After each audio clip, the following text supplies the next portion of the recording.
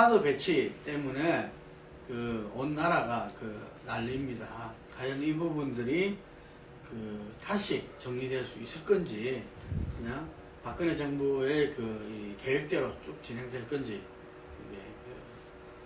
살펴봐야 될 것 같고요. 그리고 이것이 일각에서는 내년 대선용이다, 뭐 이런 이야기도 있습니다. 내년까지 설치를 마치겠다고 하는데, 저는 요걸 좀 오늘 살펴보도록 하면서, 여야 당권 경쟁들이, 한쪽 당은 지금 개파 전쟁이 굉장히 가시화되는 측면이고, 이 한쪽 당은 상당히 이 경쟁 자체가 이렇게 없어지는 거 아니냐 했는데, 또 자치단장 한 분이 가시하면서 또 새로운 변수가 됐다는 이야기가 있습니다. 먼저 사드 배치, 전격적으로 7월 8일 날 국방부가 배치 결정을 발표했습니다. 그리고 14일 날 지역으로서 경북 성주가 사드 배치지로 결정됐습니다. 지금 난리죠? 예. 지금 어제 상경을 해가지고 국방부 장관한테 혈서를 전달하고 또 최대한 하여 강경하게 제주 강정 기지 같이 설치하기 시작하면 덜 웃겼다. 다시 말해서 절대 설치를 방관하지 않겠다. 이렇게 주민들로 사를 밝히고 내려갔다고 합니다. 아마 국방장관도 성주 가서 사죄하는 사진도 놓고 그러던데, 어쨌든 간에 이 성주 주민들을 설득하겠다. 설득이 될지 모르겠습니다. 그리고 안전에 대해서 이렇게 주민들에게 확실하게 이렇게 신뢰를 주면은 이것이 설득되는 과정이라고 봐야 되는데, 그 과정이 지금 현재로서는 이제 박 대통령님께서 직접 안전하다, 이 일을 우려하는 것 자체가 또 이상한 건 아니냐, 이런 식까지 말을 해가지고 있는데, 그걸로 안전에 대한 의구심을 해소되는 건 아니라고 보여집니다. 이런 부분들이 있기 때문에 계속 이제 지켜볼 사항입니다. 정치권은 새누리당은 당연히 찬성이고, 국민의당은 반대 입장을 갖다 명확히 했는데, 더민주가 지금 당론을 안 정하고 전략적 모습 이야기가 나오는 가운데서 이 문재인 전 대표가 사실상 반대 입장을 갖다 표명한 걸로 알고 있는데, 어떻습니까? 예. 김종인 대표가 이 문제에 대해서 대통령이 한미 간에 결정을 했으면 또 이렇게 발표가 되고 집에 됐으면 되돌리기 어려운 거 아니냐, 이런 식의 이제 용인하는 듯한, 그냥 동의하는 듯한 발언을 했습니다. 그러면서 이제 더민주당 내에서 상당히 여러 군데서 그거에 대해서 반발하는 어떤 그런 움직임들이 있었는데, 문재인 대표가 귀국을 하고 나서 이 문제에 대해서 국회 동의 절차가 필요하다, 그리고 이 자체에 대해서 왜 이렇게 서두르고 졸속을 했는지 모르겠다, 문제가 있다, 이렇게 지적을 하니까, 그거에 대해서 또 굉장히 시니컬하게 좀 냉소적으로 김종인 대표가 그런다고 재검토가 되겠느냐, 그리고 말은 그렇게 할 수 있지만은 무슨 그게 있느냐, 방법이 있느냐, 이런 식으로 이야기를 했고, 그거에 대해서 지금 상당히 국회의원들이 김종인 대표에 대해서 불만이 노골적으로 드러나고 있는 그런 상황입니다. 근데 어찌됐든 간에 이렇게 중대한 어떤 그런 안보와 외교의 여러 가지 결정적인 현안이 발생했는데, 정당이 어떤 정치적 입장을 밝히지 않고 모호한 태도로 간다는 것은 바람직하지 못하고 굉장히 비겁한 태도와 그렇게 지적되고 있습니다. 예, 지금은 일당의 지위를 갖다가 새누리당에 했지만, 어쨌든 총선 제1당, 누가 보더라도 어떤 제1야당으로서 더민주가 이에 대한 입장을 갖다가 간담회를 하고 이렇게 식으로 해서 발표를 거의 좀 안 하겠다. 지금 사드 대책위가 우상호 원내대표가 지금 맡은 걸로 알고 있는데, 우상호 원내대표가 입장 표명 안 하겠다는 입장을 밝힌 걸로 알고 있는데, 그에 대한 또 다른 소식이 있습니까?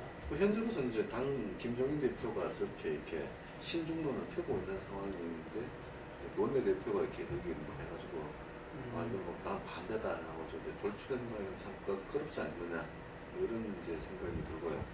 근데 문제는 뭐냐면 이제 더민주가 이런 스탠스를 가지고 가니까 사드 배치 결정 과정에 있어가지고 이제 한국 외교 안보 당국자들의 분선이라든가 그다음에 여러 가지 이제 쓰리노라고 해가지고 여러 가지 정책이 막 왔다 갔다 변경한다든가 그 다음에 이로 인한 파급 효과라든가 그다음에 이런 여러 가지 사안들을 제대로 짚지 못하고 그냥 이렇게 그냥 끌려가는 그런 상황으로 자꾸 가는 게 아니냐 이런 부분들이 이제 야권 지지층에서 우려가 있는 상황입니다. 근데 문재인 그 전 대표가 이렇게 지적한 그 세 가지 점. 그래서 어쨌든 첫 번째 본말 전도. 이게 북핵과 미사일을 견제하려고 하는 것이 오히려 이 중국을 갖다가 이 강하게 반발케 함에 따라서 중국의 우리 뭐 위협도 되지만 북핵과 미사일 부분에 좀 반간자적인 뭐 협조는 안 해주더라도 이런 식으로 돼가지고 오히려 북핵과 미사일을 더 강화시켜주는 거 아니냐 이런 지적이 있었는데 많은 지적이 이런 있죠. 그렇습니다. 그러니까 그게 지금 이제 외교부 장관이 사드 결정에 끝까지 반대했다는 이야기가 나오는 것도 바로 그 지점인데요. 그러니까 이 우리 외교가 그동안 이제 제일 이 방점을 뒀던 대목이 어쨌든 국제적인 공조 속에서 북핵을 저지하겠다, 북핵 미사일을 저지하겠다는 거예요. 그거의 핵심은 중국과 러시아의 협조를 얻어내는 거였습니다. 그쪽에 초점이 맞춰져 갖고 대통령이 뭐 심지어는 아프리카까지 가고 뭐 그 여러 가지 이제 그런 그 외교 행보를 해왔었는데 이 문제로 해가지고 결과적으로 중국과 러시아가 반발하면서 한미일 삼각 체제하고 저쪽에 북중러 과거에 어떤 3대3 어떤 그런 대립 구도가 다시 그 이제 되살아나고 그게 가장 우리로서는 외교적인 그 저기 돌파구가 막히는 그런 상황인데 그걸 자초했다. 그런 점에서는 시작은 이게 사드라는 문제가 북핵을 막기 위한 걸로 시작이 되는데 결과적으로는 북핵 제재와 어떤 그걸 위한 국제 공조 자체가 균열이 생기는 최악의 결과를 초래했다. 더군다나 중국은 지금 노골적으로 지금 그 반발하고 있는데 이게 아까 말씀하셨던 성주 같은 데가 안전하다는데 사드 자체가 그 제가 하는 뭐 이 레이더에서 나오는 이런 것도 문제지만은 지금 오늘 한국시보 같은 데서는 성주를 직접 제재를 하라. 그리고 이제 미사일을 뭐 사드 기지를 개량을 하라. 이렇게까지 사설이 나왔어요. 한국시보 사설이. 그러면 그 성주가 타겟트가 된다는 거죠. 그 중국 미사일에 한국신보가 어디? 중국의 그 인민일보 기관 잠해지고 주로 대외 문제만 전문으로 다루는 신문이에요. 근데 거기에서 그렇게 아예 그냥 예 사설로 성주군 제재를 준비하고 미사일로 사드를 겨냥하라. 이게 사설입니다. 그러니까 이거는 뭐 이 사드 자체에서 내놓는 뭐 이렇게 전자파 이런 것뿐만 아니라 바로 거기가 화약고가 될 수 있다. 전국 전체가 이제 사정권에 들어간다 그런 얘기입니다. 그렇게 지금 현재 보면은 친박 의원들이 중심일 수밖에 없는 TK 의원들이 뭐 지금 이제 그 배치지 선정에 대해서는 상당한 문제 제기를 했더라고요. 뭐 보수 언론에서는 아주 이렇게 이 부분에 대해서 비판적으로 기사를 썼지만 어쨌든 자기들로서는 그 지역 국회의원이나 지역 주민들의 어떤 이해관계와 밀접한 관계가 있을 수밖에 없는데 그런 문제가 다 같이 얽히겠네요, 그게. 그렇습니다. 그러고 이제 근데 이제 그 TK 의원들이 처음에는 뭐 칠곡이라 했다가 좀 하니까 자기 지역은 안 오도록 이렇게 했는데 지금 그러면서 이제 또 한편으로는 그 사드가 경북에 오게 되면 그거에 대한 그 국제 사업을 준다든가 하는 대가를 달라 이런 식으로 해가지고 마치 이게 정치인들이 지역민의 안전하고 경제적 이익을 맞바꿀 수 있다는 식의 어떤 그런 접근을 하는 것은 대단히 참 잘못되고 조금 비상식적인 발상이다. 그래서 그것 자체에 대해서는 성주군 사람들의 자존심이나 이런 거 굉장히 건드리고 반발하고 있죠. 그러니까 최근에 그 교육부 고위 공무원이 민중은 개돼지다 이랬는데 그 현수막 보니까 뭐 성주가 개돼지냐 뭐 이런 이야기도 있었습니다. 그런데 이제 보수 쪽에 계신 그런 이 군사 전략하는 분들도 이 지적하신 분을 들어보니까 이게 사드가 필요하다 하더라도 이렇게 졸속적으로 이렇게 결정을 할 이유가 없었다. 이게 중국과 미국이라는 G2 양대 세력에서 이 부분들이 우리가 아무것도 뭐 가져오지도 못한 상태에서 이게 모든 것을 그대로 드러내고 오히려 중국에는 이렇게 이 적대적으로 돼버릴 수밖에 없는 이런 문제점을 갖다가 지적해서 뭐 보니까 박근혜 대통령한테 그런 분들이 뭐 호소하는 모습도 보이더라고요. 예. 네. 어쨌든 이제 사드라고 하는 것은 이제 우리 정부는 대북용이라고 했지만은 네. 전문가들이 보기에는 미국과 중국 간의 문제로서 사드가 배치된 거다 이렇게 보는 거거든요. 근데 그게 상당히 중요한 포인트 같아요. 그게 무슨 이야기죠? 그러니까 이제 우리 정부는 북한이 핵과 미사일, 특히 이제 무수단 미사일 발사 이후에 이제 정했다 이렇게 얘기하지만은 이렇게 미국 쪽에서는 이렇게 백두산 근처에 있는 동편 항모 전용 미사일 기지가 그쪽에 있다고 추정을 하고 그쪽을 둘러 보기 위해서 이제 한국에다가 한반도 사드를 배치한다. 이 얘기를 이제 근거로 내세우거든요. 그러면 이제 기본적으로 사드 배치는 한국의 필요성이 아니라 미국의 필요성에서 배치된 것이라고 보기 때문에 현재 중국은 굉장히 반발하고 있고 우리가 국제 분쟁에 항엄 놓이는 그런 우를 이제 범한 것이 아니냐 이런 우려 때문입니다.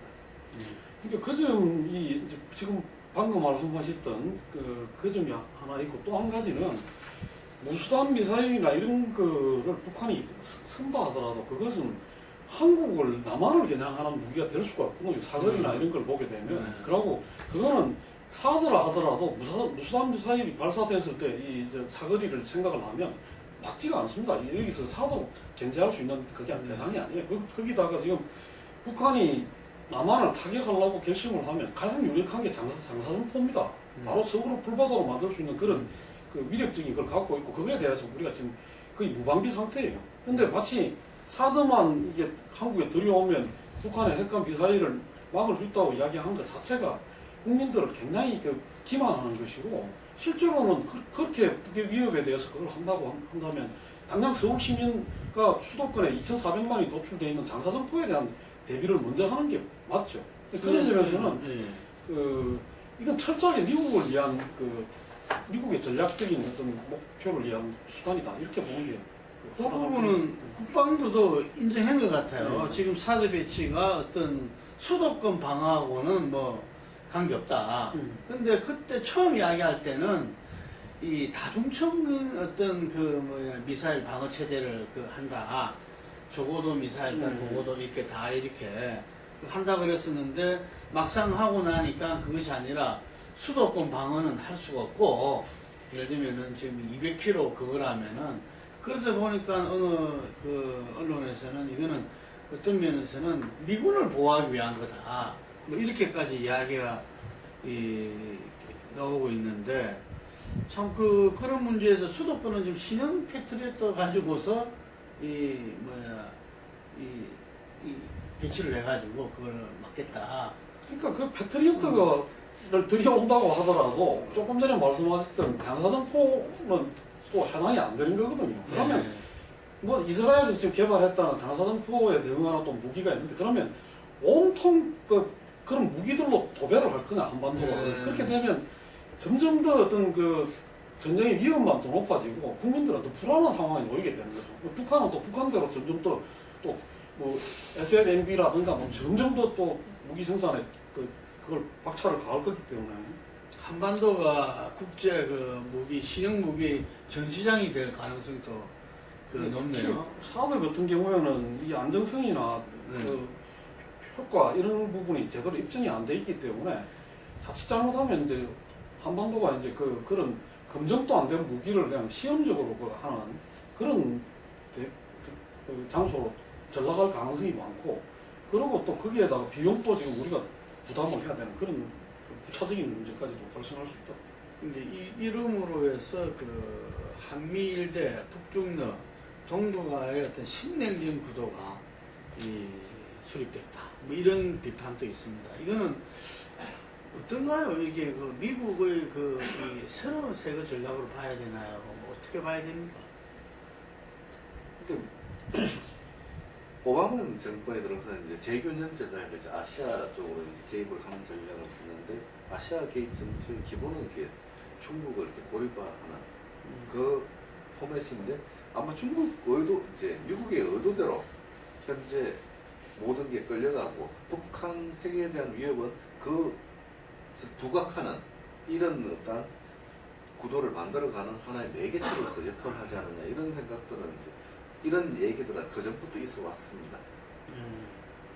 지금 남중국해 그 판결 이게서 중국이 강력하게 지금 반발하고 있는데, 네, 그 세 가지 지금 남중국해 문제 사태하고 이제 사드 배치 문제, 북핵 문제 이 세 가지가 지금 같이 맞물려 가지고 어떻게 보면 그 박근혜 정부가 그동안 자랑을 했던 게 한중 관계와 한미 관계가 굉장히 뭐 양쪽 다 잘 풀려 가지고 우리가 그 나름대로 균형의 벽을 하고 있다 그랬는데 지금 보면 한중 관계는 한중 관계대로 지금 차악으로 가고 있고 한미 관계는 이번에 그걸 한 게 무슨 저걸 통해서 한 게 아니라 청와대에 직접 압력을 가해갖고 청와대에서 이 국방부 장관이나 뭐 외교부 장관 다 그거 하고 막 긴급하게 결정을 해나가는 이런 모습을 보인 걸 보면 한미 관계도 훨씬 후퇴했다 과거보다 우리가 지금 제대로 대접을 못 받는 그런 모양새로 같다 이렇게 봐지거든요. 그런 점에서는 외교적 성과라기보다는 외교적으로 엄청나게 지금 실패하고 있고 외교적인 어떤 그런 태보를 하고 있는 게 아니냐 이렇게 봐야 될 거죠. 사실 사드 배치를 하면서 이익을 보는 나라는 이제 미국이거든요. 전 미국과 그럼 사드 배치를 두고 협상을 할 때 미국과 외교적으로 이렇게 서로 딜을 해야 될 여러 조건들이 많음에도 불구하고 그냥 팔기터기를 당했다 이렇게 해야 이수혁 전 육자회담 수석대표는 미국이 한국에 팔기 들었다 이런 외교관으로서는 굉장히 이렇게 직설적인 표현을 했다는 거 라디오 방송에 나오셔서 그럼 이 정도면은 청와대가 미국으로부터 외교적으로 이 문제를 가지고 논의한 게 아니라 그냥 당한 거 아니냐 협박당한 거 아니냐 이런 추측까지 그렇게 하는 부분도 나오는 겁니다. 그래서 일각에서는 사드가 박근혜 대통령의 뭐 정권 재창출을 하고도 좀 연관되는 거 아니냐. 뭐 내년까지 배치를 끝나겠다 그랬는데 대선에서 어쨌든 간에 안보 이슈가 부각되면은 현 여권 세력이 유리할 수밖에 없는 거 아니겠습니까? 근데 지금 이제 결과적으로 그런 분석들이 나오는 거라고 봐지고요. 이게 무슨 지금 고도의 어떤 그런 전략적인 판단을 미리 가지고 했다고 보기에는 가정 자체가 너무나 이게 그보다 그러려고 했으면 훨씬 더 좀 품위 있게 그리고 어떤 미국에 대해서도 뭐 우리가 어쩔 수 없이 미국에 끌려간다 하더라도 좀 우리 입장을 좀 관철하면서 가는 이런 모습을 보였을 건데 지금 그거는 뭐 그런 문제 때문에 지금 너무나 이 국민들을 하고 소통이나 어떤 의견을 수렴하는 과정이 또 없었고 그다음에 또 미국의 어떤 그런 걸 받아들이는 모양새 자체도 너무나 일그러져 있고 이런 것 때문에 그만한 효과를 거두기는 어렵지 않겠나. 그리고 아마 저 지점도 있다고 봅니다. 이게 과연 사드 배치했기 때문에 한반도의 어떤 뭐랄까요 북의 위협이라든가 갈등이나 이런 것들이 더 고조되느냐 아니면 감소되느냐 봤을 때 이게 뭐 별로 그런 효과가 전혀 없고 갈등만 그거 한다고 하면 꼭 유리하겠느냐 보수 진영에 그런 점도 같이 봐야 될 것 같습니다. 그 문재인 전 대표가 지적한 세 가지 중에서 또 한 가지인 졸속 처리는 보수 진영에 계시는 아까 제가 말씀드린 군사 전략가든지 외교 전문가들 아까 이수영 국자회담 대표라든지 다들 인정하는 것 같아요. 뭐 현재로서는 이렇게 불과 한 달 전만 하더라도 이게 미국으로 협조 요청도 없었고 협의도 없었고 결정도 안 내렸다. 이것을 계속 견제를 하다가 이제 불과 한 달 사이에 흐지부지 되는 뭐 이런 과정인 게 누가 봐도 정부 정책이 이렇게 갈 수 있느냐 의구심이 들게 할 수밖에 없습니다. 직전 국회에 나와갖고 한민국 국방장관이 지금까지 전혀 결정된 게 없고 10월쯤이나 이때쯤 그걸 한다 이런 뉘앙스로 그걸 했거든요. 그러고 그게- 나서 불과 그게 7월 4일입니다. 예, 불과 4일 뒤에 이게 났으니까 그러니까 뭐 어떻게 보면 입이 10개라도 할 말이 없게 되는 그런 상황이죠. 그럼 여기서 이제 추정을 하는 것이 이제 남중국해 이제 국제 중재 상설 중재 심판소가 판결하기 전에 미국이 이걸 다 매듭지으려고 한 거 아니냐? 아니 이런 거의 추정. 동시점이에요. 동시점이에요. 8일 날이고 하나가 7일 날인가 예. 그랬죠. 그러니까 거의 이게 맞물려서 미국이 그냥 힘을 막 그냥 네. 몰아친 거 아니냐? 미국은 뭐 중국을 향해서 3년타를 날려가지고 아주 뭐 통쾌한다고 하는데 그 중간에 있는 우리는 지금 아주 곤혹스러운 그런 상황이 됐죠. 근데 이제 약간 좀 국민들이 헷갈리는 게 오바마 대통령이 되면 미국도 좀 바뀌지 않을까 했는데 이거 뭐 지금 최근에 사드 배치 이거는 최근에 중에서는 가장 이렇게 좀 강경하게 우리한테 한 액션 아닙니까? 그렇습니다. 그러니까 그 오바마 정권 말기로 가면서 그동안 이제 대북 문제에 있어서도 너무나 이제 일관되게 뭐 인내 하면서 철저하게 저건 안 했잖아요. 제대로 대응을 안 하는 바람에 아무런 변화가 없이까지 왔는데 막판으로 가면서 지금 이 소위 아까 말씀하셨던 재균형 전략을 하면서 중국에 대한 압박을 강화하는 그거로 가다 보니까 한미일 삼각 군사 동맹 체제를 점점 더 저걸 하고 그러면서 우리는 거의 딸려가면서 중국하고 관계에서도 굉장히 좀 어려워지는 이런 거라서 한국은 오바마 말기로 가면서 좀 상당히 어려워졌다. 외교적인 처신 자체가 힘들어졌다. 그렇게 봐야 되겠습니다. 안철수 대표 이야기도 한번 짚을 필요가 있는데 사드가 나오면서 발표되고 이후에 반대 입장을 바로 이렇게 제기하고 국민투표 제안이라든지 국회 비준 요구 등 야권 논의를 주도해서 이 많은 사람들이 이제 국면 전환용으로 지금 저러는 거 아니냐 이런 이야기가 있습니다. 어떻게 보셨습니까? 저는 이제 안 보는 보수다라고 이제 네. 안 대표께서 계속 이제 네. 얘기했는데 사드 이렇게 결정이 나자마자 이렇게 국민투표로 제기한 것은 야권 지지층을 이렇게 겨냥한 그야말로 이렇게 성부수 정도로 됐다 이렇게 이제 기존의 이미지, 기존의 이제 온건한 이렇게 안보 보수에 좀 가깝다라고 하는 이미지를 좀 벗어나는 계기가 되지 않았나 그렇게 이제 보여집니다. 특히 이제 국민당 정서가 또 이런 부분에서 굉장히 강경한 분위기이기 때문에 그것도 같이 이제 결부된 걸로 보입니다. 제가 보기에도 한 대표가 이번 그걸 한 거는 잘한 선택이다 그렇게 봐집니다. 왜냐하면 그동안 뭐 이런 일이 있으면 우물쭈물하거나 아니면 좀 메시지가 선명하지 못하고 했는데 이번에는 바로 즉각 대응을 했고 거기에 비해서 이제 문재인 전 대표 같은 경우에는 국내에 늦게 들어오는 바람에 그런 것도 있지만 입장 표명이 훨씬 늦었죠. 처음엔 안 하려고 했다고요. 예. 이런 현안에 대해서는 가급적 거리를 두려고 하다가 도저히 그럴 사안이 아니니까. 예, 그거는 뭐 지금 말이 안 되죠. 어쨌든 대권 지지도에서 차기 지지도에서 1위에 오르락내리락 하는 사람이 입장을 표명 안 한다는 거는 있을 수가 없는 일이에요. 근데 김종인 대표는 개인의 입장을 떠나서 지금 이제 제1야당의 대표 아닙니까? 예. 그런데 이 본인이 판단할 때는 바로 이런 부분 때문에 더민주가 이 정권 잡는 게 어렵다.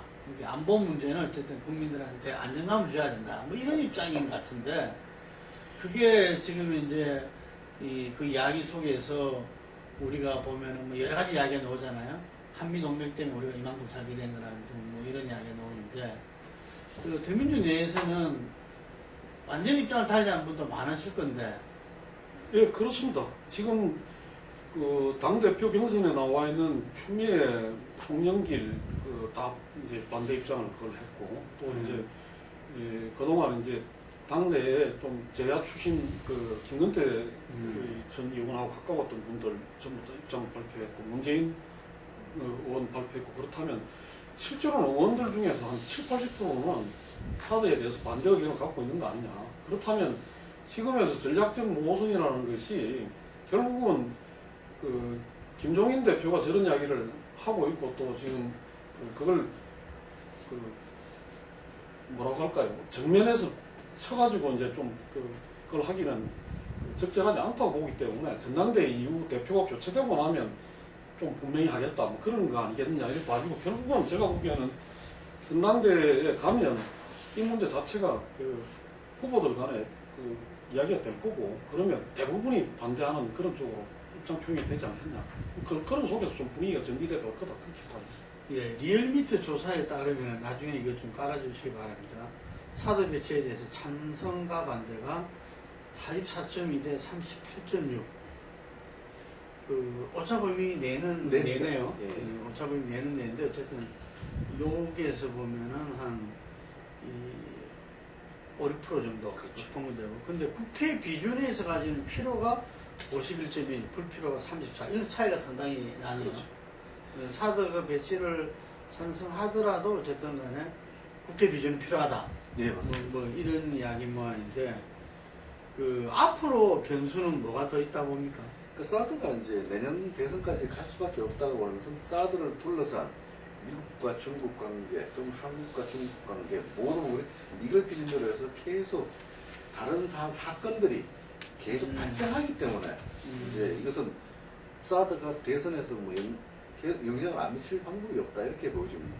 당장 이렇게 뭐 중국이 경제 보복을 한다 그러면 또 사드 연관되고 그 다음에 중국과 무슨 외교적인 현안이 있을 때 사드 문제가 계속 언급이 돼 들어갔을 때 대선 후보들은 사드 문제에 대해서 자기 입장을 밝혀야 되는 그런 상황이기 때문에 이게 사드는 중요한 변수인 게 틀림없는데 문제는 이제 현재 사드 자체가 아니고 찬반 자체라기보다는 이거로 인해서 이제 흘러갈 중요한 변수들, 사건들이 어떻게 진행되느냐가 실제 변수 아니겠느냐 그렇게 보여집니다. 예, 지금 오늘 아까 말씀드렸던 한국시부의 그 사설에 나온 거 보면 5가지 제재 행동을 준비를 해야 된다. 사드 배치와 관련해가지고 한국 기업과 서비스 기구를 제재해야 하고 그들과 다시는 경제관계, 왕래관계를 하지 말아야 되고 중국 시장 진출을 허용하지 말아야 한다. 사드 배치를 적극적으로 추진한 한국 정계 인사들은 중국 입국을 제한하고 그들은 가족의 기업을 제재해야 한다. 5가지를 이야기했어요. 그러니까 이야기는 이 한국 시도가 이제 그 당에다가 중국 이제 공산당에다 촉구하는 식으로 했지만 결국은 이 한국 시도 자체가 그 당의 입장을 그 반영하는 신문이라고 했을 때 이런 방향으로 앞으로 그걸 하겠다는 걸 하고 뭐 제가 이때까지 봤던 중국의 어떤 그거는 그 그렇게 막 그 뜬구름 잡는 이야기를 하고 그냥 없어지고 이런 게 아니고 하겠다는 하는 거는 어떤 형태로든 하는 사람들입니다. 그래서 이게 상당히 무섭다. 우리가 저거 가볍게 봐서는 안 된다 이렇게 생각합니다. 예, 중국이 몇 세계를 갖다 이 세계를 그 제패했던 그런데 원칙적인 어떤 그 액션에서는 이렇게 뭐 물러섬이 없는 자기들 스스로 갖다가 세계 제일로 생각하기 때문에. 근데 최근에 보니까 우리 남경필하고 원희룡, 김부겸 등 청년 지도자들, 자기 그 젊은 지도자들을 초청한다 그랬는데 그게 취소됐다 그러더라고요. 취소된 게 아니고, 그 이제 남경필 의원이 이제 그 저쪽에 그 무슨 승입니까? 거기 하고 하기로 해가지고 거기도 아마 차기 주자급인가 봐요. 그 사람도 그래가지고 서로 하기로 했는데 남경필 의원이 언론 플레이를 하면서 제가 가서 중국에 가서 사드가 방어용이라는 걸 설득을 하겠다 이런 식으로 하면서 하니까 안희정 의원이 그렇다면 나는 안 가겠다 그런 거 하러 간다는 자리에 같이 가지 않겠다 해갖고 안희정 의원이 취소를 해버렸어요. 그렇게 되니까 이제 지금 분위기가 이상해진 거죠. 처음에는 이쪽에 이제 차기 주자급 그 사람들이 모양새 좋게 가가지고 저쪽에 좀 하는 걸로 이렇게 됐었는데 남경필 의원하고 이제 그 저기 두 사람이 이제 그걸 좀 추진을 했던가 봐요. 그 원희룡하고 추진을 했던 모양인데 모양새가 좀 이상하게 된 거죠. 야당에서는 그냥 안 가겠다 해버리니까 그래서 전체 자체가 조금 이렇게 흔들리는 그런 상황입니다. 아니 저는 취소된 걸 들었었는데 하여간 사드 문제 계속 온 국민이 또 이렇게 그 주시하면서 또 정부도 결정은 했지만 이게 이 정부 결정이라 다 오를 수는 없으니까 이게 이 상황을 보면서 이 국익을 위해서 국민을 위해서 어떤 이 제대로 이 판단을 하실 것을 촉구합니다.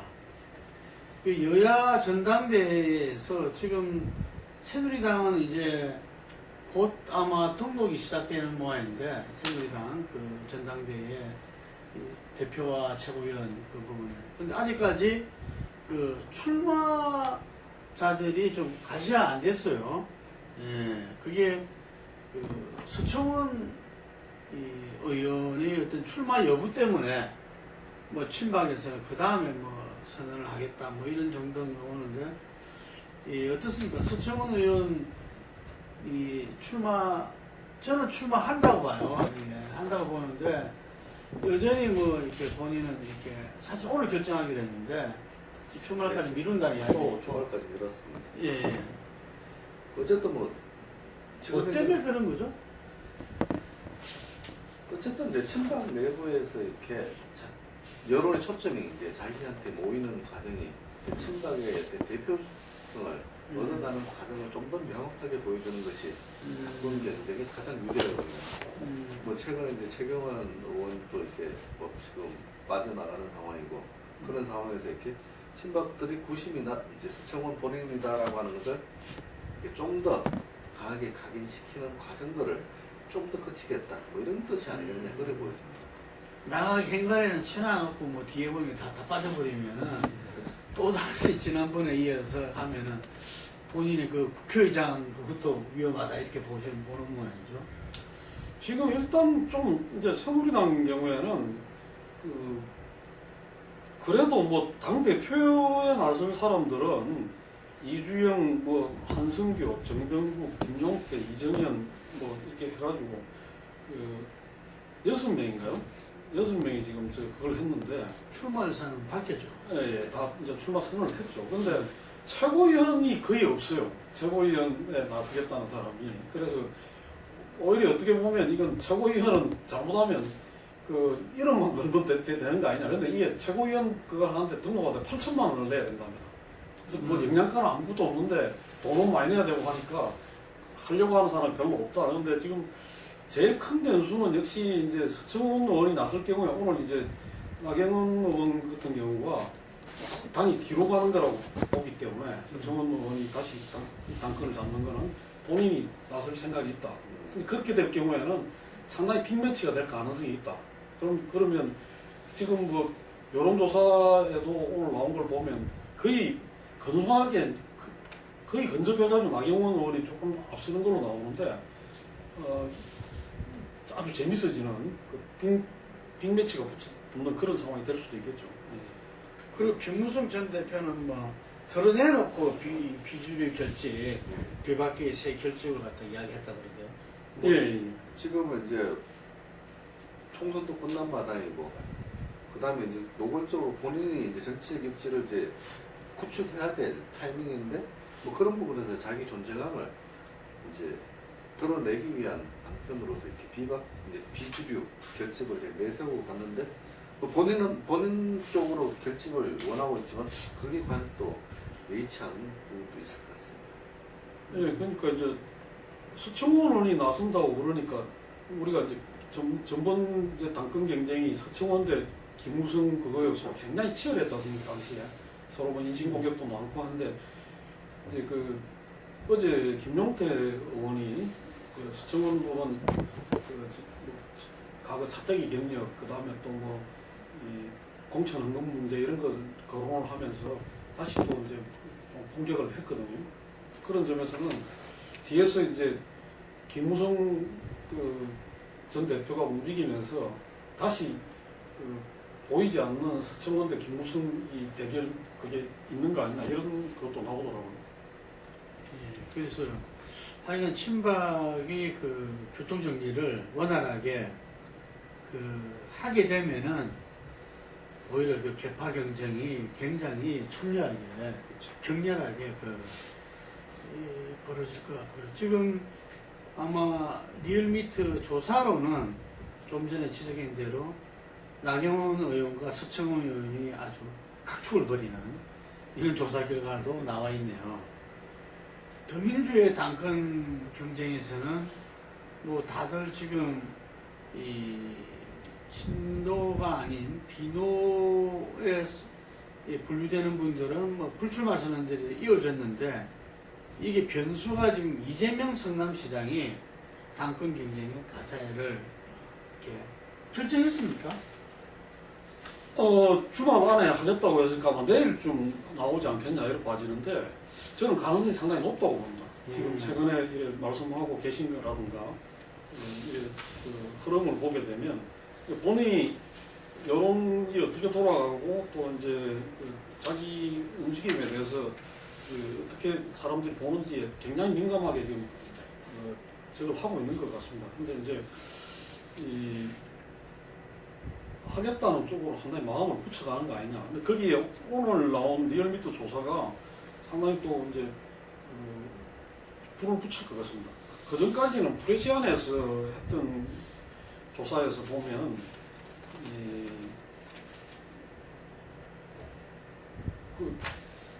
이재명 시장이 12.7, 추미애 10.5, 송영길 10.3 이렇게 갖고 비슷비슷한 수준이었거든요.